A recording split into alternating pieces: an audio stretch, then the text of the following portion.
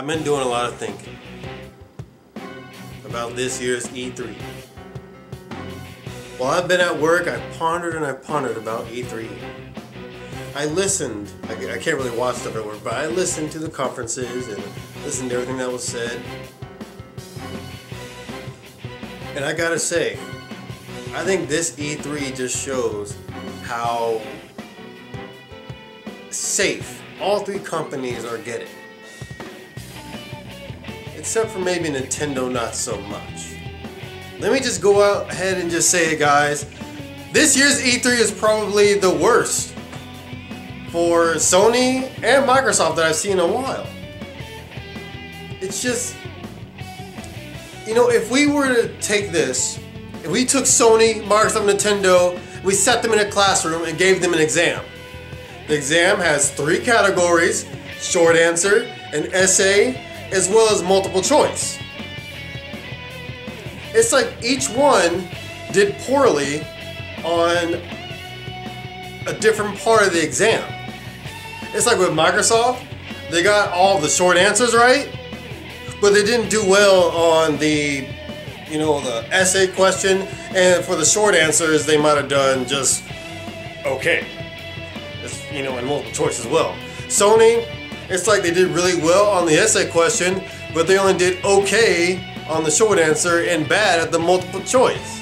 And with Nintendo, it's like they dominated most of the exam, but they didn't have enough time to finish the entire exam, so whatever they didn't finish, they obviously got marked off for. The only real grade I can give Nintendo, Microsoft, and Sony are C's all across the board. They each did well in their own category, but they all did poorly in other categories that mean just as much. When it comes to E3, I'm looking for information, I'm looking for games, I'm looking for gameplay, and I'm looking for the entertainment value of their presentation.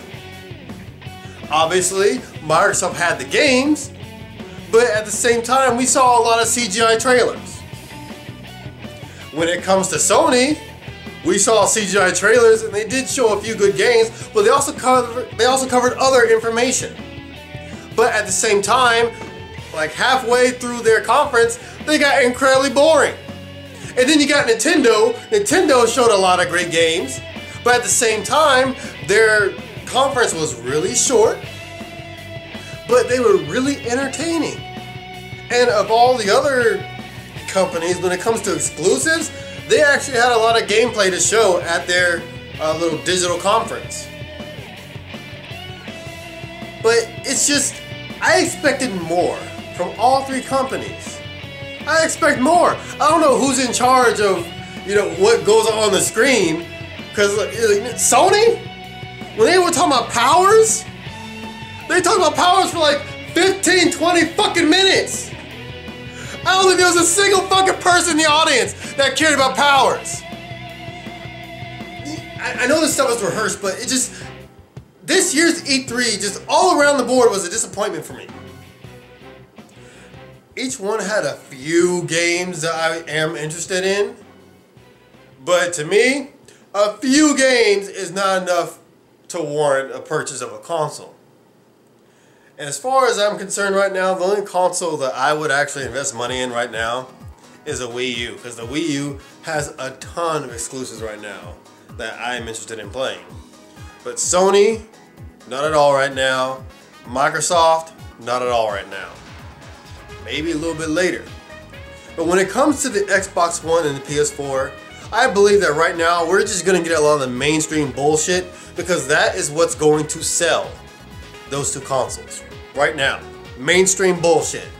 Shooters and just sequels to stuff they've already got.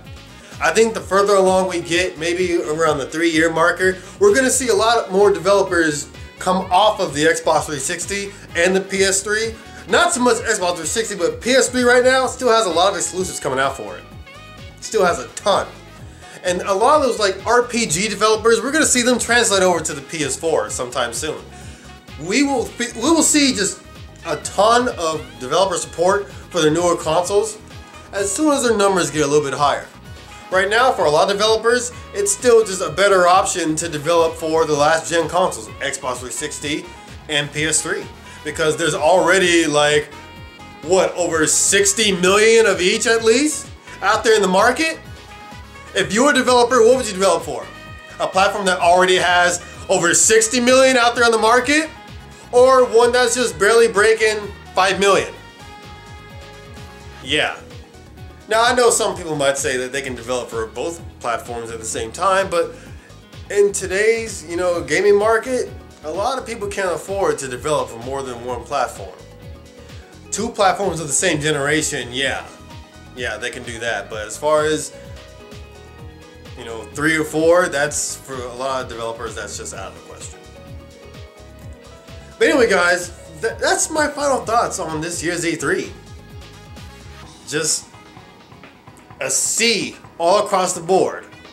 Now I know before I did say that I think maybe Sony got a C plus and the other 2 got maybe a C or C minus. But as I listened to everything once again, I say they all did about the same in different categories. But as far as scoring wise, they'll come out to just a C, an average score. And a C in a place like Texas isn't that great. A C is just barely passing. Because out here, a D is failing. So all 3 companies were very close to failure this year.